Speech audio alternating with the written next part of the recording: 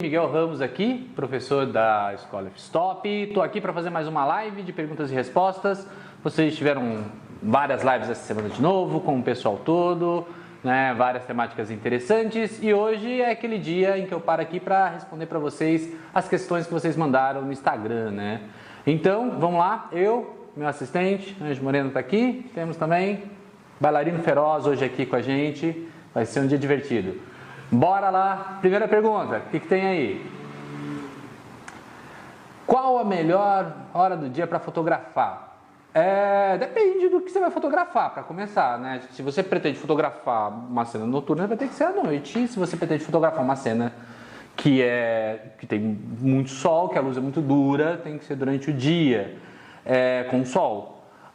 Evidentemente que tem um certo horário, né, é um certo horário que é mais simples, onde você tem a luz mais harmônica, que é de manhãzinha antes do sol estar muito forte, né? Então naquele horário de manhãzinha, antes do sol estar bem forte, estar bem marcado, é um horário ótimo para se fotografar. Porque se você coloca a pessoa na cidade, a pessoa sai com a iluminação harmônica, a cidade sai com a iluminação harmônica. Então isso é muito legal, que a gente tem harmonia em todos os locais ali. Mas daí você tem que acordar bem cedo. Tem que acordar bem cedo, o modelo tem que acordar bem cedo, tem que estar todo mundo acordando bem cedo. Por isso que vários fotógrafos vão gostar muito de sair para fotografar de repente quando nublou. E ficou tudo muito nublado. Porque quando está tudo muito nublado, a gente tem de novo essa harmonia de luz e a gente vai ter essa harmonia toda, sabe, no ambiente inteiro. Então você vai fotografar, você fotografa, a pessoa está muito bem iluminada, o prédio está muito bem iluminado. Você não tem problemas que você teria se você fotografasse em outros horários. Por exemplo, se você vai fotografar com um sol muito forte, né? Vai fotografar lá meio-dia e tudo mais e tal, e tá aquele sol a pino, marcado, bem forte mesmo. E aí você coloca a pessoa embaixo da sombra de uma árvore para fotografar, você faz a fotometria, prepara toda a fotometria para ela, fotografa, ela sai certinha, sai bacaninha, sai bonita e tudo mais, e o fundo sai todo estourado, todo branco, você não consegue ver nada. Por quê? Porque evidentemente tem menos luz na sombra do que tem no sol, né? Então você não tem harmonia, você tem esse conflito de luz. Fotografar, a melhor hora para fotografar vai depender novamente do teu objetivo. Às vezes você quer luz dura, então você vai procurar esse horário. Mas se você quer harmonia, quer suavidade e tudo mais, quer suavidade natural, você vai ter que esperar, vai ter que encontrar esses horários, que são esses horários onde você tem a luz mais harmônica mesmo. Ou dias nublados. Mas daí só Maju Coutinho para te dizer se vai estar nublado ou não, né? Não sou eu que vou saber aqui. Então a gente precisa fazer sempre essa análise, né, de iluminação. Analisar a iluminação é um trabalho de fotógrafo. A câmera registra a luz. Se você não sabe analisar a luz, fica muito mais difícil. Então boa parte do nosso trabalho vai ser isso. Vai ser tentar analisar a luz, tentar entender a luz, tentar entender como a luz funciona. De manhã é legal, você tem uma temperatura de cor, né, que eu posso falar disso depois, né, mas tem uma temperatura de cor muito suave, bem flat, assim, sabe? Ela não está nem âmbar demais, nem nada, ela está numa cor muito ok, né? Às vezes você vai fotografar no fim de tarde e você tem um âmbar muito forte, muito marcado por causa do pôr do sol. Isso depende muito.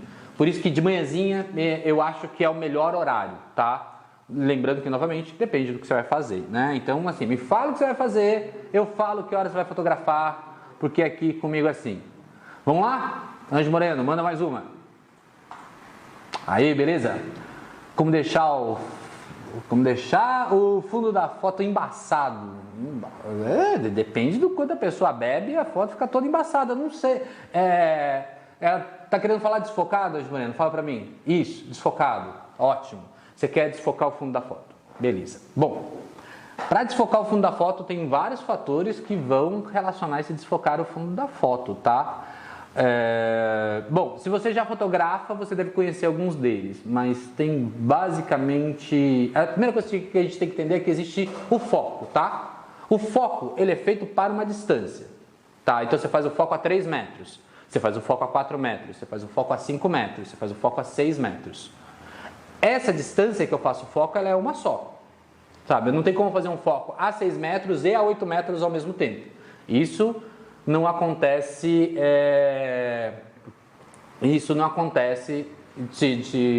Desculpa, de Moreno, não entendi a sua questão. Para eles fazerem perguntas. Ah, sim. Gente, ó, é isso aqui, me lembrou, que é o seguinte. No final da live posso responder algumas perguntas também, se vocês forem mandando aí. Manda no chat aqui, que a gente tem uma assessoria muito boa aqui. A galera tá aqui, Instagram, Facebook, que loucura, carta, Telex, manda lá. Até bip tem. Mas então, vamos voltar então. Para deixar aqui o fundo da foto embaçada, a primeira coisa que a gente precisa entender é que tem foco, tá? O foco você faz ele para uma distância. Não existe como fazer foco para duas distâncias ao mesmo tempo. Ele é feito para um lugar só. Então eu faço foco a 6 metros. Esse foco a 6 metros ele pode ser muito grande, tá? Eu posso ter uma área muito grande em foco ou uma área menor em foco. Se você quer deixar o fundo, né, da foto desfocado, o que você precisa fazer? Você vai precisar colocar o seu foco na frente e deixar a área de fundo sem foco, certo? Vai ter que fazer esse processo. Foquei aqui na frente e deixo a minha área de fundo sem foco. Para fazer isso, assim, eu preciso deixar esse foco mais estreito, esse foco que está na frente. Preciso deixar ele menorzinho para que ele fique só na frente e o fundo fique desfocado. Tem basicamente assim uma regrinha que são 3Ds diferentes para poder desfocar mais o fundo que você quiser, tá? Que são 3Ds que vão reger essa área, né? Que é essa área que está em foco, essa área que está em foco, que a gente chama de profundidade de campo, tá? Esses 3Ds são o quê? A distância focal. Para quem já conhece lente, sabe que existe uma coisa que chama distância focal. Enquanto maior a distância focal, maior o ângulo que a lente pega, tá? Enquanto maior a distância focal, maior esse ângulo. Enquanto menor a distância focal, enquanto maior a distância focal, desculpa, o pessoal está muito louco. Enquanto maior a distância focal for, quanto mais longo for, mais apertado esse ângulo. Então uma lente, por exemplo, 200 milímetros, ela enxerga um ângulo apertadinho. Uma lente, enquanto menor for a distância focal, maior esse ângulo que ela vai pegar, tá? Vai pegar ali um 18, 35, 24, vai pegar um ângulo bem grande, tá? Vai pegar uma área bem grande. Enquanto mais apertado for esse ângulo que eu pego, enquanto maior for a minha distância focal, esse meu primeiro D, que é o D de distância focal, menor a minha profundidade de campo. Tá? Então, mais eu posso desfocar o fundo se eu quiser, porque menor vai ser a minha profundidade de campo. Então, primeiro D, distância focal, use grandes distâncias focais, né, que vai ser mais fácil você desfocar o fundo. Se você tem uma lente 18, 55, que é aquela lente do kit, 55 é a sua melhor possibilidade de desfocar o fundo, certo? Aí tem o segundo D, né, que é a distância real que você está do assunto que você vai focar. Por exemplo, se você estiver muito longe, você está muito longe e você vê uma paisagem lá embaixo. É muito difícil você falar, vou focar um carro, sabe? Eu quero fazer o foco num carro a 30 metros e uma árvore a 40 metros depois eu quero que ela fique desfocada. É muito difícil porque você está muito longe do carro. Você precisa estar mais perto, tá? Precisa estar mais perto. Então a distância real, que é a distância que você está do que você vai focar, é relevante. Então fique mais perto do que você quer focar para que o fundo fique desfocado. Então, se você vai focar o rosto de uma pessoa e quer desfocar o fundo, o que você precisa fazer? Chegar perto do rosto, o máximo que der, para você ficar bem pertinho, focar bem no rosto dela e a tendência é que o fundo desfoque, tá? E tem um outro D, né, para você reger essa distância focal, que é o diafragma, né, que é a abertura do diafragma. Enquanto mais aberto o diafragma é um mecanismo que está na lente. É como se fosse uma íris que vai abrindo e vai deixando a luz passar, tá? Enquanto mais aberto é esse diafragma, mais luz entra pela lente e menor a sua distância focal. Então use diafragmas muito abertos, tá? Usa aquele F, você usa aquele F com um número bem pequeno, tudo bem? Usa lá um F com um número bem pequeno, tudo bem? Então isso, junta esses 3Ds. Distância focal, usa uma distância focal longa, bem longa, tá? Usa uma distância real do assunto, chegar perto, o mais perto que você conseguir, e usa um diafragma muito aberto, tá? Se você usar tudo isso, você consegue desfocar melhor o fundo. Mostra os diafragmas aí para ele. Aí, tem os diafragmas, tá vendo? Esses são os diafragmas. Enquanto mais aberto ele for, menor, né, a sua profundidade de campo, né? E como é menor a sua profundidade de campo, né, mais você desfoca o fundo, se você focar na frente. Então isso, então se vocês querem realmente focar na frente e desfocar o fundo, usa o quê? Uma distância focal longa, a maior que você puder. Se você tem uma 18, 55, 55. Se você tem mais longo, maior ainda. Se tem 200, 300, usa 200, 300. Diafragma aberto. Quanto mais aberto o diafragma, melhor. Se o diafragma aberto é 3.5, abre 3.5. E se ele abre 5.6, abre 5.6. Se ele abre 1.8, abre 1.8. E usa uma distância real, a distância que você está do assunto, uma distância real pequena. Ficar perto do assunto, ficar bem pertinho. Enquanto mais pertinho você ficar, né, mais fácil é você focar na frente e desfocar o fundo. Tá? Isso para deixar o fundo desfocado. Para deixar o fundo embaçado, aí você bebe e todo o fundo é embaçado. Daí em diante, tudo bem? Beleza? Ok, próxima pergunta, o que tem aí? O que faz a foto ficar boa? A câmera ou a lente? O fotógrafo faz a foto ficar boa. A câmera e a lente são mecanismos que a gente usa para fotografar, tá? Existem, evidentemente, coisas que facilitam, né, na hora de fotografar. A câmera facilita que você fotografe mais fácil, né? Se ela tem mais mecanismos e mais ferramentas, é mais fácil de você produzir imagem. Porém, quem gera a imagem, quem cria a imagem realmente é a lente. A câmera registra, sabe? A lente cria imagem. A câmera mesmo, assim, o corpo da câmera, né? Que é aquela peça lá que eu mostrei na outra live, mostrei câmera, né? O corpo da câmera e a lente. A câmera mesmo, o corpo da câmera, ela é como se fosse, sabe, o filme fotográfico antigo. Ela é um insumo que vai registrar. Ela registra, ela é um mecanismo que você controla e tudo mais, mas ela registra. Quem gera, quem cria a imagem é a lente. Por isso que investir em lentes boas é tão legal e tão importante. Porque quando você investe em lentes boas, né, você passa a ter resultados melhores. Sem contar que, eu já falei isso outra vez também, a câmera você vai ter várias na tua vida, sabe? O corpo da câmera você vai usar, ele é um insumo que dura, que ele tem uma durabilidade. Com o tempo você vai trocar a câmera, mas a lente fica com você. Então a lente vai de uma câmera para outra, você vai sempre usando a mesma lente, se você cuidar bem dela, evidentemente. Então, é preferível que você, sabe, use lentes boas, gaste dinheiro com lente. É um investimento real que vai dar um resultado real nas suas fotos, que vai fazer diferença, né? Isso ajuda mais. Mas assim, fazer uma foto ficar boa é um bom fotógrafo. Um bom fotógrafo vai pegar um equipamento ruim e vai fazer a foto ficar boa, sabe? Um mau fotógrafo vai pegar um ótimo equipamento e vai fazer a foto ficar ruim. Por isso, assim, conhecimento faz sua foto ficar melhor do que câmera e lente. Curso de F-Stop de fotografia? Faça com o Miguel Ramos. Não, mentira, faz com os outros também, que também é legal. Como começar a divulgar o trabalho se estou começando? Primeira coisa que é legal você pensar, né, no trabalho, se você está começando e você quer divulgar o teu trabalho, tá? Você precisa pensar um pouquinho no foco do que você está fazendo. Como assim? Tem que pensar, sabe, você vai, por exemplo, fotografar, você quer fotografar gestante, grávidas e tudo mais. Quero fotografar grávidas, quero fotografar gestantes, fiz um curso de fotografar gestantes, fiquei muito feliz, gostei muito, quero fotografar gestantes. Ok, ótimo. Então, assim, como é que você divulga teu trabalho? Você vai divulgar no seu Instagram ou no meu Instagram, sabe? No meu Instagram não tem tantos pais, não tem tantas mães, sabe? Ou, sabe, sei lá, às vezes no teu Facebook você também não tem tantos pais e tantas mães ali para ficar divulgando o teu trabalho. É importante que você ache um nicho focal.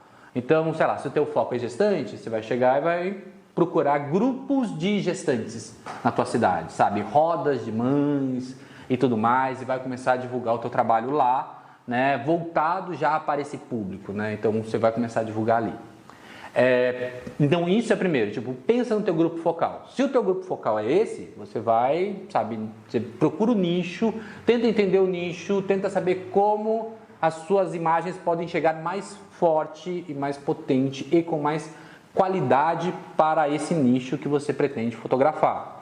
Né? Sei lá, se você fotografa dança, você vai procurar academias de dança para fotografar, sabe? Se você fotografa esporte, você vai procurar, sabe, academias de esporte para fotografar, sabe, para divulgar o teu trabalho. Um lance todo assim, presença na rede social é importante e é relevante desde que tenha uma estratégia. Não adianta ser aleatório, sabe? Tipo, presença na rede social, vou ficar colocando foto todo dia aqui. Não, tem que ter uma estratégia nesse sentido, sabe? Tem uma estratégia para chegar no teu público. Às vezes o teu público não é o público de rede social, então você tem que realmente analisar isso, sabe, de como fazer isso. É importante gerar um bom portfólio, sabe, gera um bom portfólio para ter um bom resultado. Isso é legal, funciona, para você poder divulgar bem. Mas pensa no teu nicho e estabelece como divulgar. Porque assim, se você está começando, você talvez não tenha dinheiro para, sabe, gastar numa assessoria de imprensa, alguém que vai te ajudar nesse processo de divulgação. Ok, vai ser você mesmo fazendo. Então otimiza, assim, sabe, ser minimamente inteligente, sabe, vou fotografar, quero fotografar casamento, vou entrar em grupos de noiva, vou fazer parceria com um salão de cabeleireiro, que faz o cabelo da noiva para deixar meu cartão lá, vou fazendo parcerias e para ir divulgando e crescendo no meu trabalho, tipo, acha um nicho e cresce em volta desse nicho, sabe.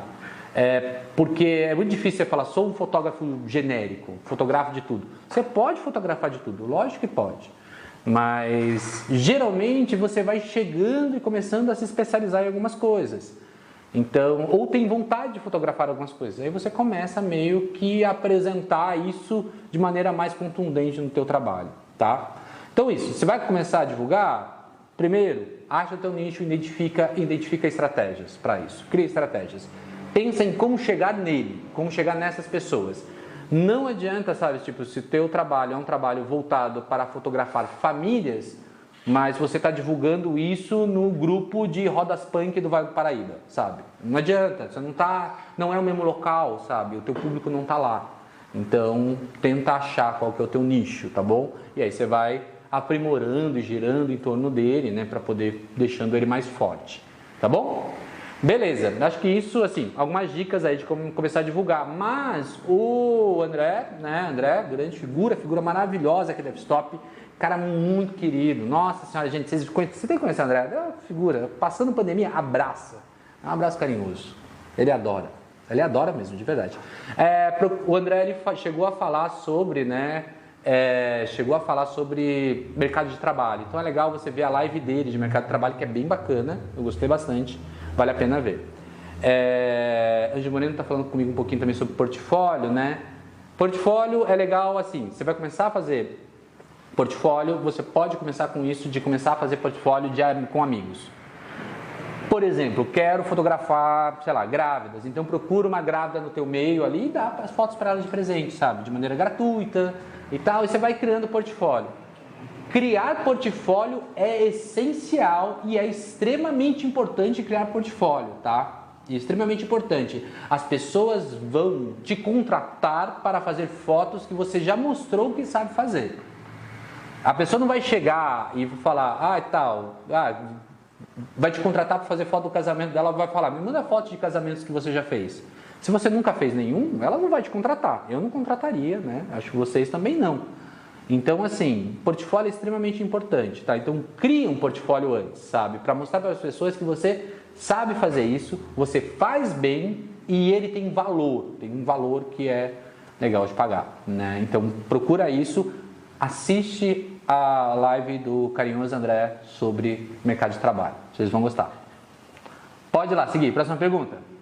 Qual a melhor forma de armazenar o equipamento fotográfico? A melhor forma de armazenar equipamento, né? Armazenar equipamento tem maneiras diferentes, né, de fazer isso e pessoas vão falar isso de maneiras diferentes. A questão é assim, existem vilões para os equipamentos fotográficos que são vilões para os equipamentos eletrônicos, tá? Os principais vilões reais são poeira, né? A poeira mesmo que vai impregnando as coisas todas, né? A areia que vai bater nessas coisas todas e vai sujar, a sujidade toda que vai ficar em cima, né? Essa sujidade toda que vai ficar aí na câmera, esse é um vilão grande que você tem que cuidar dele, né? Mas tem um vilão muito grande que é a umidade, né? A umidade. Uma coisa que as pessoas fazem com as câmeras quando vão guardar, e isso é muito comum, as pessoas fazem isso no começo, e aí quando você fala, as pessoas tocam, nossa, é verdade. As pessoas guardam os equipamentos fotográficos dentro da bolsa da câmera que elas têm. Então, tem uma bolsa da câmera aqui, é ela que eu levo comigo, deixo a câmera aqui dentro, né, e guardo ela. A umidade, ela gera fungo, e o fungo é o maior vilão de lentes fotográficas. Para ter fungos, o que acontece? Para ter fungos, você precisa ter duas coisas basicamente, sabe? Mostra uma imagem de fungo, por favor, para eles verem qual que é o problema do fungo. Isso é uma lente com fungo, tá? Então, assim, para surgir e desenvolver fungo, o que você precisa ter? Umidade e escuridão. Quando você deixa a câmera dentro da bolsa, você dá para o fungo total escuridão para ele se proliferar. É um ser vivo que está crescendo ali dentro da lente e danificando sua lente toda. É algo muito difícil de limpar. Muito difícil de limpar. Assim, a lente não volta mais a mesma. É muito comum as pessoas perderem as lentes nesse momento onde surge fungo nela, tá? Tanto que quando você vai comprar uma lente usada, uma das primeiras coisas que as pessoas colocam lá quando você vai comprar uma lente usada, você vai comprar em qualquer site desse que vende, a pessoa coloca que a lente não tem fungo e nem risco, tá? Porque assim, o fungo dá mesmo com umidade e escuridão. Um jeito simples de você guardar os equipamentos fotográficos é você colocar eles então em caixas transparentes, aquelas caixas organizadoras, sabe? Que você compra essas caixas grandes organizadoras, você coloca ela lá, né? As câmeras lá dentro, a sua câmera, a lente e tal lá dentro, né? E fica em algum lugar onde pegue claridade na sua casa constantemente. Se você leva o equipamento para fotografar sempre, ele está sempre pegando sol, então a possibilidade dele desenvolver fungo é menor. Se ele fica muito tempo guardado, muito tempo armazenado, pode ser sim que dê mais fungo. Sim, com certeza. Então é legal tomar esse cuidado, né, para isso, né, para não deixar desenvolver fungo colocando em caixas transparentes. Outra questão que é importante, né, assim quando você coloca uma caixa transparente, você garante luminosidade, né, você evita poeira, que a poeira caia e tudo mais do equipamento fotográfico, mas é legal que você faça ainda, que você ainda tenha um controle de umidade, de alguma maneira. Para controlar a umidade, você precisa de alguma coisa que identifique se tem umidade lá. Existe um equipamento que chama higrômetro, tá? O higrômetro ele é um equipamentozinho pequenininho que ele faz essa medição de umidade. Isso, tá? Ele mede umidade lá. Ele vai ficar medindo umidade o tempo todo. Isso, tá? Aí você pode comprar um desses para colocar na tua caixa e ficar medindo umidade o tempo todo. E se ele falar que está muito úmido, né? Você pode colocar ele, né? Você pode ali tem alguns modelos, né? De higrômetros. Higrômetro é um equipamentozinho, tá vendo? Você coloca ele, vai dar uma telinha e vai falar para você, sabe, o quanto de umidade está lá dentro. Se tiver muito úmido, se tiver acima de 55 de umidade, né? De 55% de umidade, quer dizer que está muito úmido. Então você precisa diminuir essa umidade. Para diminuir essa umidade, você pode usar silica gel, esse tipo de coisa, esse tipo de materiais, né, que são mais são voltados para retirar a umidade. Essas coisas, sabe, que a sua mãe compra para pôr dentro do guarda-roupa para não deixar suas roupas embolorarem? Isso, tá? É essa coisa. Compra um desses para retirar a umidade e você vai ver que o higrômetro vai regular a umidade, vai ficar mais certinho. E aí você regula a umidade. Outra coisa legal é você manter o ar circulando, sabe, no teu equipamento fotográfico. Então tem um equipamento que chama antimofo eletrônico. O antimofo eletrônico ele faz essa função também, que ele mantém o ar circulando dentro dessa caixa. Então pensa o seguinte, você compra uma caixa transparente dessas, coloca na tampa, você coloca o higrômetro e coloca um antimofo eletrônico. Aí você fica com o ar circulando, medindo a umidade. Se a umidade está muito alta, você coloca alguma coisa para controlar a umidade, uma silica gel, alguma coisa nesse sentido para poder controlar a umidade, tá? É legal, assim, que se você for colocar silica gel ou qualquer coisa dentro dessa caixa, você coloque alguma que te identifique quando ela está cheia, tá? Ou que marque, tipo, vá juntando água e chegou no nível onde está cheio, porque daí você sabe que você tem que tirar. Eu usava uma que era de uma marca chamada Pinguim, eu não sei se existe ainda, né? Porque hoje em dia eu armazeno meu material de outra maneira. Ali é um higrômetro, é um antimofo eletrônico, tá vendo? Ele faz o ar circular, basicamente isso, tá? Faz o ar circular dentro da caixa, o que é bom. Eu usava um que era de uma marca que chamava Pinguim, eu não sei se existe ainda, mas existem similares a esses, que era uma silica gel, que ela era azul, e aí quando ficava úmida, ela ficava rosa. Existe ainda essa? Existe, né? Faz tempo que eu não uso desse.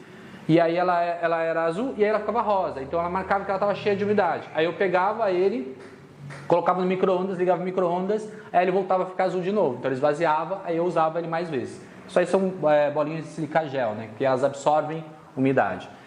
independente da sílica gel que você for usar, é legal que ela te identifique quando ela está cheia, tá? Para você saber que ela está cheia, para você poder tirar ela de lá, tudo bem? Porque senão você pode ter um problema. Existe um material que é um material profissional para armazenar equipamento, né? Que é uma dry cabinet, né? Mas ela é muito cara, sabe? Então não recomendo, a não ser que você tenha um estúdio, alguma coisa, tal, né? Alguma coisa nesse sentido, ou tenha ganhado muito dinheiro. Ali, ele vai mostrar a imagem de uma, para vocês verem uma cabine. Ali, tá vendo? Aqui é uma cabine, tá vendo? E nela é legal que você pode colocar a umidade que você quer nela.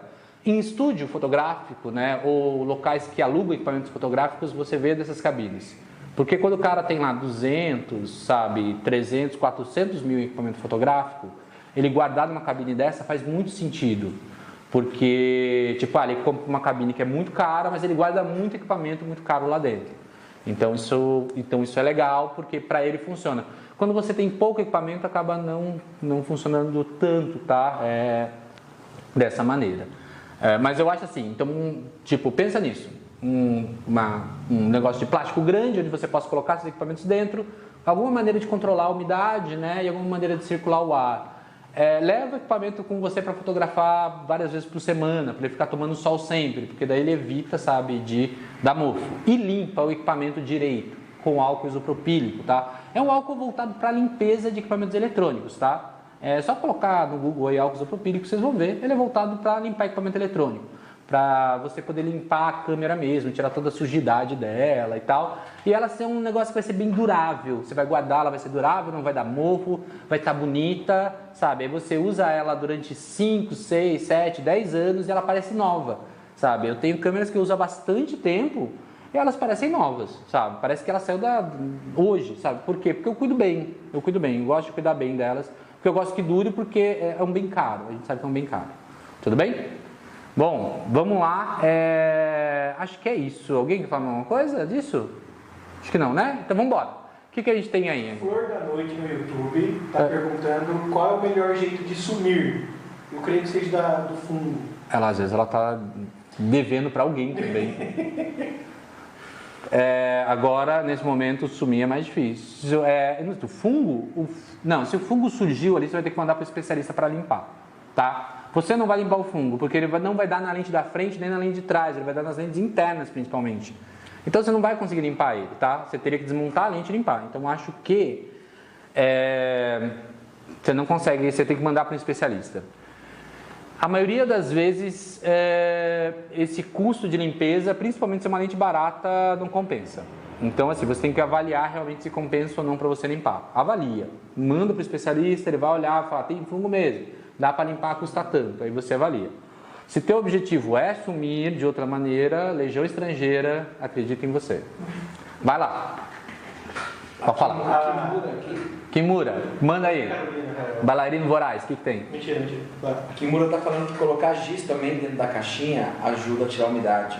Ajuda a sujar também a câmera também. Você vai colocar giz lá dentro, vai ficar poeira de giz. Você lembra que tem vilões, certo? Poeira é um vilão. Se você colocar giz, você gera poeira, tá? Então lembra que poeira é um vilão? Então vamos evitar a poeira, porque a poeira ela vai impregnar nos mecanismos. Faz sentido você colocar. O também de girar a parada vai fazer essa poeira girar. Não, o antimofo ele tem um filtro de ar. E aí você vai entupir esse filtro de ar do antimofo, tá? Se você ficar rodando poeira lá dentro.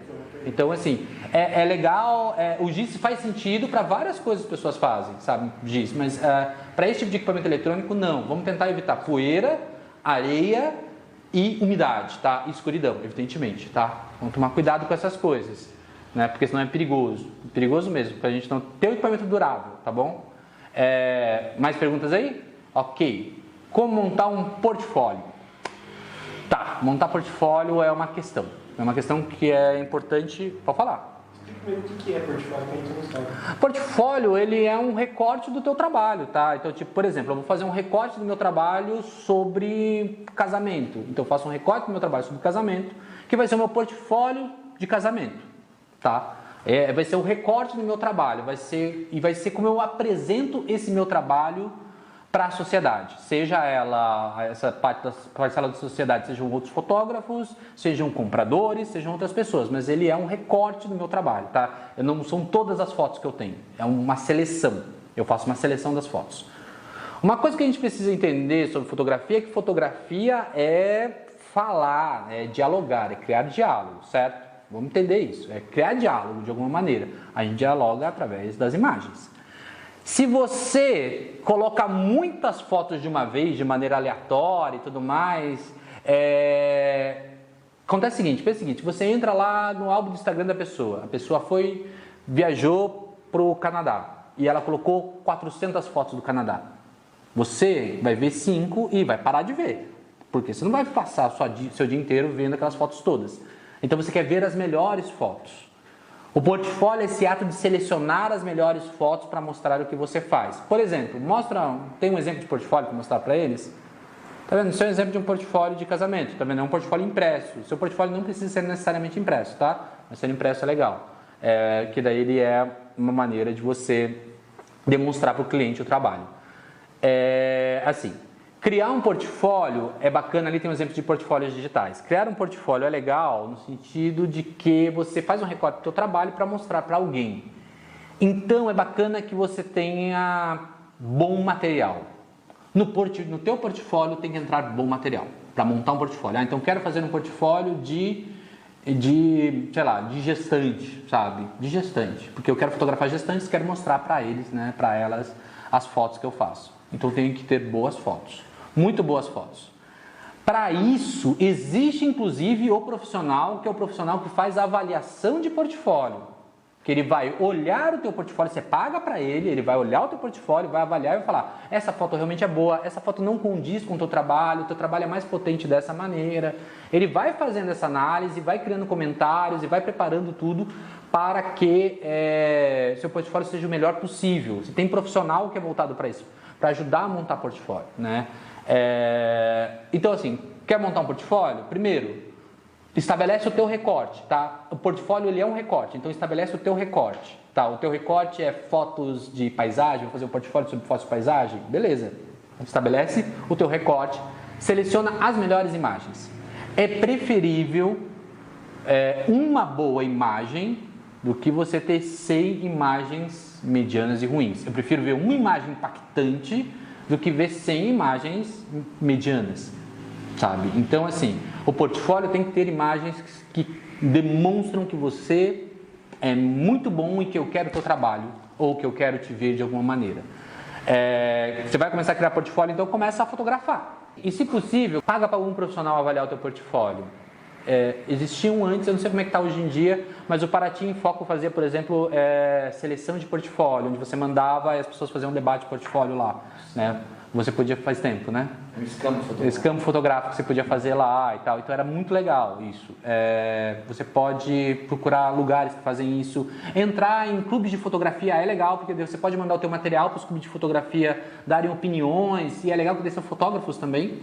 Então assim, o teu portfólio, ele precisa ser potente, mas não adianta só você achar sua foto boa, sabe? É legal que os pares, assim, outros fotógrafos te ajudem a analisar isso de alguma maneira, porque daí você tem uma validação que te ajuda a entender melhor o que você está fazendo, tá bom? Isso. O que tem aí? Mais? Qual a maior dificuldade para começar a fotografar? Não ter feito o curso de F-Stop Fotografia com Miguel Ramos. Não, mentira. Lógico que assim, a maior dificuldade para começar a fotografar real, concreta, é não ter conhecimento mínimo sobre como funciona o equipamento fotográfico, tá? Você precisa conhecer o equipamento fotográfico de verdade. E você precisa ter embasamento teórico, tá? Se você quer começar a fotografar, você não precisa de muita coisa. Você precisa de uma câmera e precisa de alguma orientação. Essa orientação pode ser um curso de verdade, tá? Não estou falando só porque eu estou aqui numa escola, mas é porque isso vai te adiantar anos de processo, sabe? Que você faria tentando aprender isso sozinho, sabe? Em vídeos aleatórios. Se você fizer um curso regular, de alguma maneira, isso realmente vai te ajudar a começar a fotografar melhor. Sendo bem sincero. Porque a maior dificuldade é isso, é conhecimento, sabe? Você precisa conhecer, porque qualquer câmera fotográfica você fotografa. Se você me der qualquer câmera que eu pegar aqui na minha mão, eu fotografo. Tanto faz. Então não é o equipamento, não é a lente, não é nada disso que vai te atrapalhar. O que vai te atrapalhar realmente é não ter conhecimento, sabe? Daí você vai pegar uma câmera, você vai achar que é muito difícil, você vai se irritar, você não vai ficar contente com os resultados, vai achar que não é para você, vai, sabe, vender a câmera porque não é para você, porque você não teve nenhuma formação no meio do caminho para te ajudar a fazer isso. Então, eu acho que de verdade, assim, a maior dificuldade para começar a fotografar real é a ausência de conhecimento. Tipo, você precisa ter mais formação. Com mais formação é mais fácil fotografar, tá? Anjo Moreno, o que tem aí? Preciso ter um flash para começar ou o da câmera já me ajuda? O da câmera não te ajuda nada. Nada. O flash da câmera não... Ele não é assim... Puta, é lógico que dá para você usar e tal, sabe? Vai ter o cara que vai fazer um vídeo no YouTube mostrando que ele fez uma foto incrível com esse flash. Sempre vai ter, sabe? Se eu pegar aqui e ficar fazendo uma foto específica com esse flash, eu também faço. Isso aí você também faz. Agora, se você vai... se você precisa de flash especificamente, você vai precisar de um flash, sabe, de cabeça, sabe, aquele flash que você encaixa em cima da câmera, sabe, speedlights. Você vai precisar de um flash desse, é inevitável, né? Porque senão você não consegue realmente, sabe, produzir imagem que precisa de flash. A questão toda é que você não precisa de flash para começar a fotografar. Você pode fotografar sem flash, evidentemente, você pode fotografar sem flash. O flash da câmera não te resolve em nada. Assim, ele talvez te atrapalhe, para ser bem sincero, porque a fonte de luz dele é muito ruim, a velocidade é muito ruim, o consumo de bateria de câmera que ele faz é muito grande, né? Então você vai gastar muita bateria, não vale a pena. Não vale a pena. Então, assim, esse flash tem utilidades para outras coisas, até às vezes para você fazer sincronismo, para outras coisas até tem utilidade. Mas para fotografar realmente, sabe, não. Aí investe num flashzinho, que não é tão caro, tá? Não é tão caro, de verdade, sabe? A ponto de você falar, não tenho... Não. Se você vai fazer um trabalho, você já paga esse flash, tá? Então, assim, não é tão caro, dá para fazer isso, tá? Mas assim, você não precisa do flash para começar a fotografar. Pode começar a fotografar sem flash. Depois você gasta e compra um, sabe? Isso você vai avaliando. Tudo bem? Tem mais alguma coisa aí? Qual a diferença entre uma câmera profissional e uma semi-profissional? Isso é uma pergunta que para mim é sempre meio difícil falar disso, porque assim, a câmera profissional, né, tem uma característica evidente entre câmeras full frame e câmeras cropadas. Câmeras full frame são câmeras feitas com sensores maiores, né, que a gente vai chamar de sensor profissional, que são câmeras que estão voltadas para o mercado profissional, tá? Uma câmera full frame é uma câmera que está voltada para o mercado profissional. O que é uma câmera full frame? É uma câmera que tem um sensor inteiro. Ela tem um sensor de 35mm, que é do tamanho que era um filme fotográfico antigamente. Por que 35mm, né? Que a gente está falando disso? Porque, pensa o seguinte, antigamente quando a gente fotografava com filme, né, você tinha uma porrada de lente. Várias lentes lá que eram feitas, né, todas elas para encaixar no filme 35mm. Aí tem duas câmeras, tá vendo? Tem uma 5D Mark II, Mark III? Mark III. Isso, e uma 7D Mark II. São duas câmeras. Uma câmera full frame, muito boa mesmo, né? E uma câmera cropada, né, que tem um sensor cropado que é muito bom mesmo. O sensor full frame é esse sensor inteiro, tem tamanho de um filme de 35mm. Ele tinha esse tamanho, né, ele tem esse tamanho até hoje, porque antigamente o filme era desse tamanho. Então você pegava a lente que você usava com o filme e colocava na câmera digital com sensor 35mm e a imagem ia gravar da mesma maneira, certo? Por diversos motivos, como custo e outras coisas, se desenvolveu um outro modelo de câmera, com um outro modelo de sensor, que são as câmeras cropadas, que têm sensores cropados, são sensores menores que 35mm.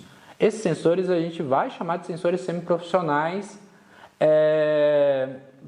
mas por quê? Porque eles são menores, porque a relação deles com a lente é uma relação que se altera por causa do tamanho do sensor.